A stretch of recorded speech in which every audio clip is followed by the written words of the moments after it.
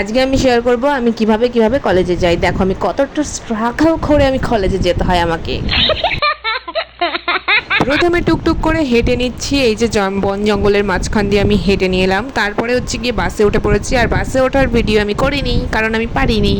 তারপরে এই যে জ্যাম লেগে গেছে রাস্তায়, দেখো বহুত বহুত জ্যাম লেগে গেছে, শুধু আমাদের এই পাশটা ফাঁকা হয়ে গেছে। আরে বস, জীবনের সমস্যা আসতে যেতে থাকবে, তাই বলে কি আর দাঁড়িয়ে থাকলে হবে? তাই জন্য আমাদের বাসও চলছে, আমরাও চলছি। বাসে চেপে আমি চলে এসেছি এখন ক্লাসরুমে। তারপরে এসে দেখি সবাই মাথায় হাত দিয়ে বসে আছে, তারপরে পড়াশোনা করে নিলাম, তারপরে খাওয়া দাওয়া করে নিলাম। তারপরে দেখছি ওয়েদার একদম নড়চড় হয়ে গেছে, মানে একদম গরম থেকে একদম ছাওয়া মাওয়া দিয়ে দিয়েছে, ঝড়মড় উঠে গেছে।